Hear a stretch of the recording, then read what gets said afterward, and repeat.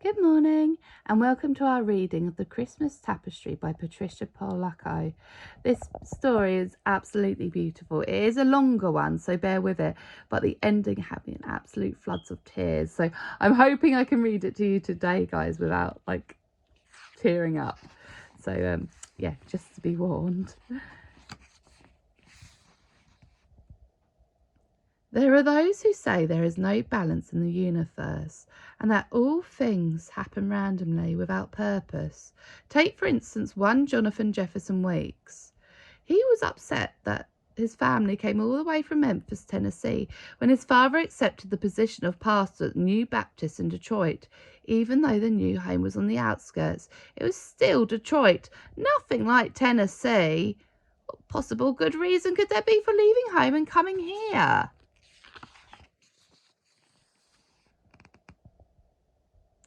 Jonathan Jefferson Weeks' father's church in Memphis had been so beautiful, new and gleaming. Everyone had loved to come to his father's services, and Jonathan loved his school. He just made it on the soccer team, and even though he was a PK, preacher's kids, his friends didn't treat him any differently than anyone else. Here in Detroit, Michigan, his father's new church was practically falling down. It was rickety and old, and the parsonage was right next door. Here, everything about his life screamed PK. "Why did we come here, Daddy?" Beth asked after dinner one evening. "The church looks awful and nobody comes to services." "The deacon sent your father here because the little church is in such need of new life," Jonathan's mother said. "Your father made our church in Memphis something beautiful, didn't he? You should have seen it when we first arrived." "It couldn't have been as bad as this place," Jonathan said. "Oh, but it was, Jonathan. Worse," his father smiled. Their parents took them into the living room and pulled out a photo album from one of the packing boxes. Jonathan and Beth couldn't believe their eyes. Their father was right. The Tennessee church had been worse, far worse. "How did you do it, Dad?" Jonathan asked. "Just the way I'm going to do it here, but I need both of you to help me. There's the hard work that's going to take to repair and rebuild the church, but I also need you to be cheerful and brave. When you see what we're going to do to this church, your spirits will be lifted." Beth and Jonathan tried to smile. "I predict that let's see, this very Christmas, the church will be something that we'll be proud of," their father said. "When it's finished, people will come. You'll see."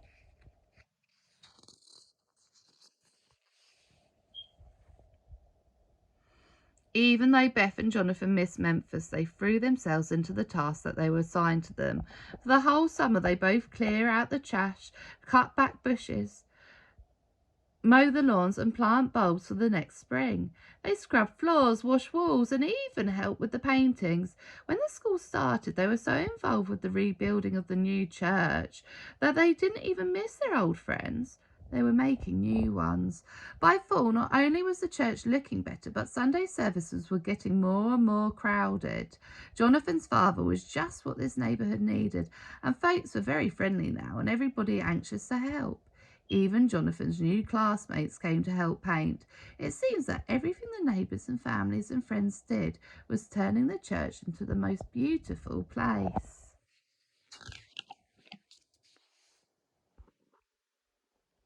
As fall stretched into winter, the church was almost finished. Jonathan's father was right.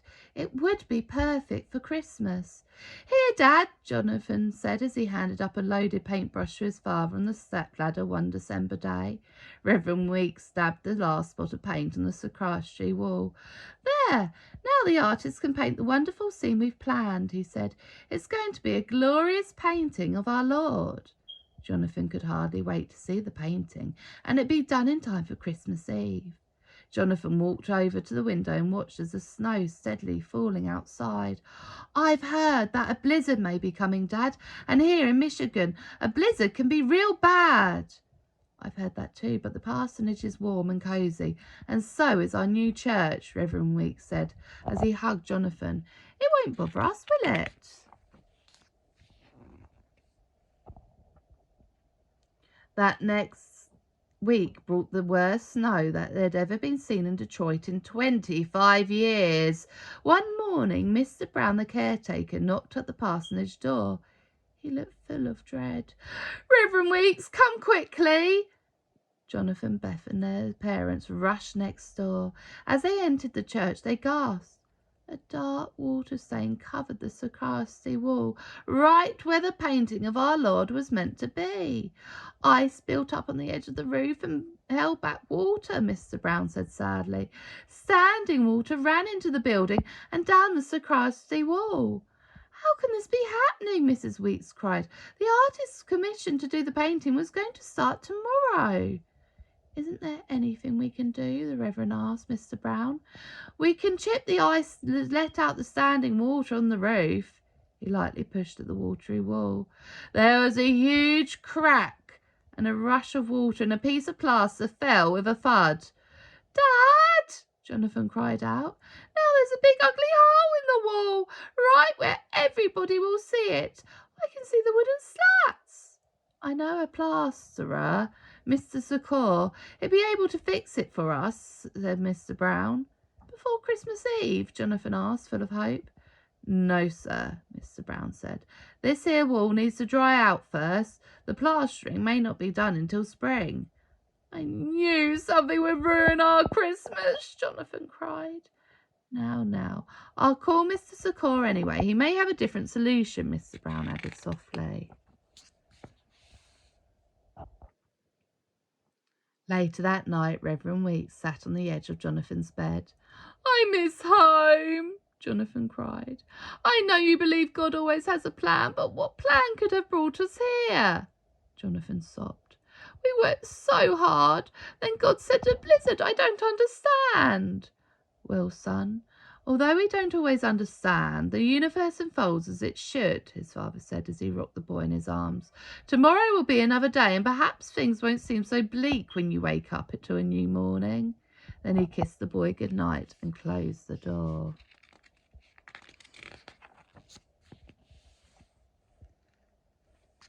The next morning, Jonathan awoke to a cold snap and freezing snow.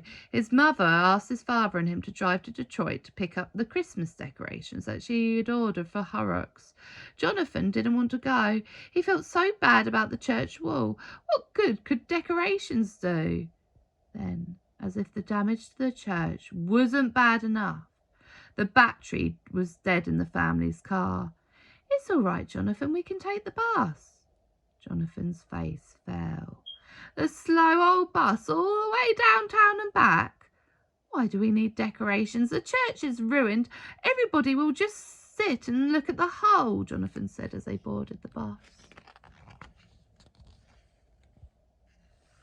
Downtown, Jonathan and his father slogged through freezing snow. The wind stung their faces. After they picked up the decorations, they stepped into an alley to get out of the bitter wind. It wasn't an alley really, because it was lined by odd little shops, antiques mostly. Jonathan and his father leaned against one of the windows and caught their breath for a moment. Jonathan turned towards the window, and that's when he saw it. There was the most beautiful looking piece of cloth that Jonathan had ever seen. "Dad, look!" Jonathan pulled his father to see. "Isn't it magnificent?" his father said. "Wait, if that cloth is big enough, couldn't we buy it and hang it on the hole in the wall?" Jonathan pleaded. "The colours even look like Christmas." "Sorry, son. I have $15 and some change for the bus. That cloth looks like it's more than I can afford." He looked at the boy's eyes, so disappointed. "Well, we can at least go and have a look."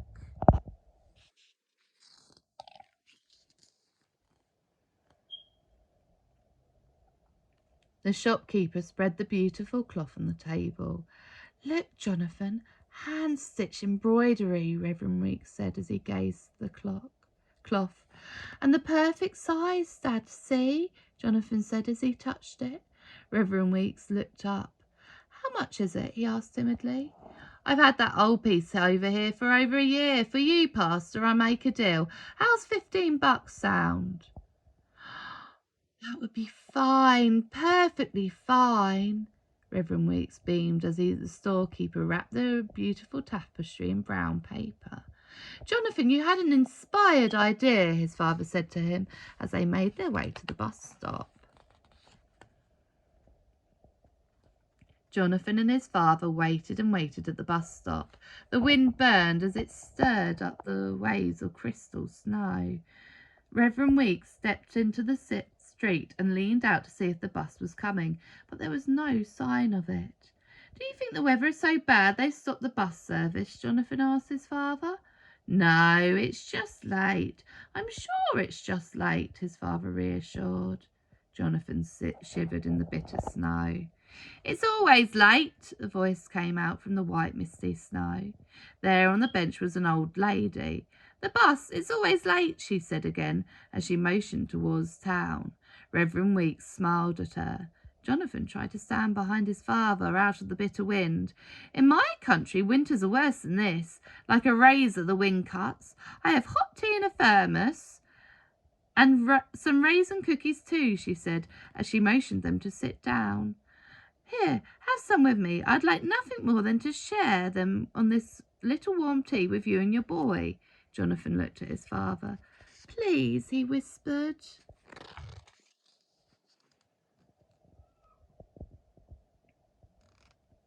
We're much obliged, ma'am, Reverend Weeks says as he tipped his hat. The hot tea and the cookies made the wind seem to disappear. How far do you have to go today, that is, if the bus ever gets here? Jonathan asked the lady. Well, first the 52, then 2 transfers before I'm home, she answered. Ma'am, if this bus comes, the way is shorter to my house, Reverend Weeks said. I have to drop off this package at the church, but I have a car there. By now the battery is charged. I'd be pleased indeed to take you home in return for your kindness. In this cold I will accept, I surely will, she said with a broad smile. If the bus ever comes, the 3 of them said in unison and laughed.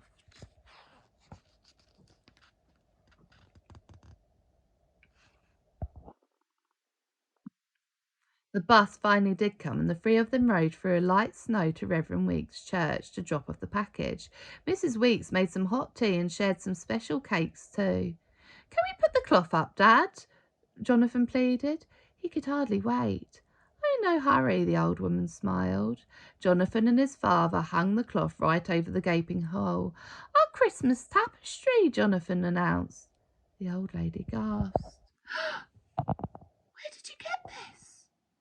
She asked breathlessly. She looked pale as snow. From an antique store just before we met you, Jonathan said to her. The old lady walked up to the cloth and took out a pair of glasses and looked at it closely.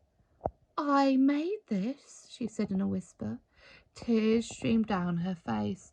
In Germany, almost 60 years ago, I sewed it with my own hands. She held the cloth with her gnarled fingers.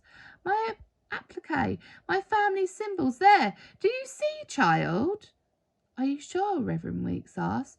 This was impossible. She lifted one of the corners, looked and sighed. Those are my initials. Jonathan could see 3 letters. I stitched them myself when I became a bride. Reverend Weeks started to take the tapestry down. Surely then you should have this blessed cloth back. The woman thought for a moment and then moved away. No, here it belongs. Somehow it's made the journey all the way from Germany. It's meant to be here on your wall, in this place at this time. I can feel it, her voice trailed off.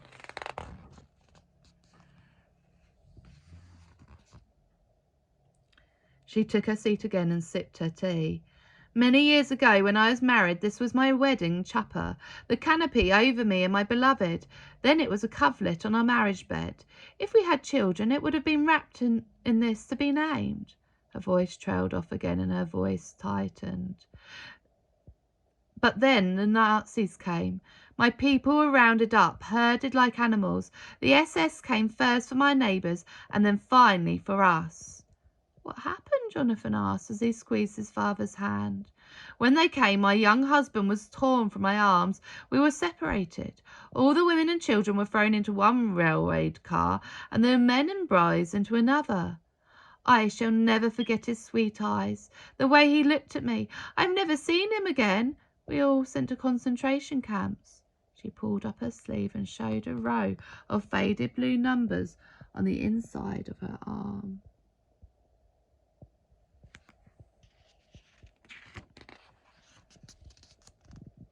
"I'm speechless. No words can describe," Reverend Weeks said as the whole family leaned towards the lady. Jonathan beamed as he looked into his father's face, and he hugged the old woman. "Would you stay for prayer services tonight?" Reverend Weeks suddenly asked, "and have supper with us too?" "I'm honoured you asked, but I'm not of your faith," the old woman said. "Tonight I will say my own prayers, light the menorah, and share some of your lovely tea cake with my cats. But another time I'd love to share a feast with you." "Do you have family to share your holidays?" Reverend Weeks worried. "No, husband. I never married again. But I do have nieces and nephews here in Detroit. We shall cherish this wondrous tapestry, and even if our wall is repaired, we shall keep it hanging here to commemorate your memories, dear lady," Reverend Weeks whispered. The whole family drove home with her. It was Christmas Eve, and there was a pageant. Jonathan was going to be a shepherd in the procession of the Christ child. Beth and her mother were practicing their hymns for the choir. The service was to commence promptly at 6 o'clock. The morning there was a knock at the front door, and Mr. Brown had brought the plasterer to inspect the damage.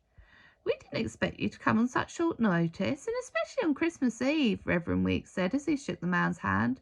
"Succor, Jochum, succor," the old man said. "For me it's the festival of lights. I live alone. No one will miss me today." Mr. Succor with a warm smile.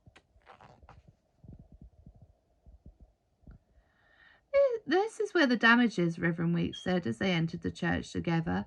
Reverend Weeks pulled the tapestry back so the old man could see the hole in the wall. Mr. Succor put on his glasses and inspected the damage very carefully. "This won't be difficult, not difficult at all," he said. "You just need to let the wall dry a bit, but I can make it look like new." "I'm glad to hear that. We were so worried the damage was structural," Reverend Weeks said. He let the tapestry cascade back over the front of the hole. The old man staggered back. "Where did you get this? Where?" "Right here in Detroit," Jonathan tried to explain. "It couldn't possibly be," Mr. Succor interrupted. "Couldn't be what?" Jonathan asked. "My bride in the old country," Mr. Succor said softly. "She made something exactly like this for our wedding. Every stitch and pattern, all the same." Mr. Succor started to cry. "But she was taken by the Nazis. We all were," he said breathlessly. "We were herded like sheep into boxcars and taken into camps. Work camps, they called them. But this was a place of death. I never saw her again. She did not survive the place." Jonathan looked in astonishment at his father and mother. "Did she embroider her initials in the cloth?" Reverend Weeks asked. "Why, yes, she did." "How did you know that?" Mr. Succor asked. Jonathan pulled up the lower corner, and Mr. Succor started sobbing. "R.H.Z. Those are her initials. Rachel Hannah Succor," the old man said as he collapsed in the first pew. Mr. Succor, she's alive. She was here just 3 days ago. We know right where she is," Jonathan said as he hugged Mr. Succor. The Weeks family drove like the wind with their precious cargo. Mr. Succor. Then they arrived in the front of the red brick apartment where the old lady lived. The old man flew into the outside door, then climbed 3 flights of stairs as if he was floating. Jonathan and Beth were out of breath. Mr. Succor stopped in front of number 22. He waited for the longest time. Then he knocked, and the door opened. There the old woman stood puzzled. Her eyes widened, her eyes brimming. She took his face in her hands. "Is that you, my beloved?" she whispered. "I've waited a long time." My Rachel, was all Mr. Succor could manage to say. Then a sound came out from both of them. Jonathan knew he'd never hear the likes of again. It was the sound of pure joy. Then they hugged and cried and kissed each other so tenderly that Jonathan really didn't know why, but he felt tears in his own eyes.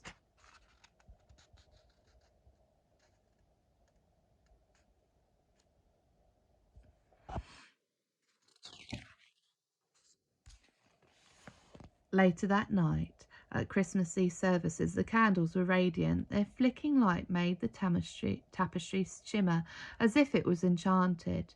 Maybe it is, Jonathan thought as he smiled to himself. He couldn't take his eyes off it. The pageant was beautiful and the church was full of people singing praises. The lights on the Christmas tree reminded Jonathan of the twinkling stars in the night sky. Jonathan Jefferson Weeks thought his heart would burst at the pure joy of the season and the wonder of the events that had taken place. Now he knew why they had moved to Detroit exactly when they did. He knew why the plaster fell, why the car didn't start, why it was so bitter and cold that he and his father had shared tea with a lonely old woman. It was all so seamless, woven so beautifully, woven as beautifully and perfectly and surely as Jonathan's radiant cloth that hung at the front of the church. It was all truly a Christmas tapestry. I hope you enjoyed that as much as we did and it didn't make you cry too much. Have a lovely day. Bye.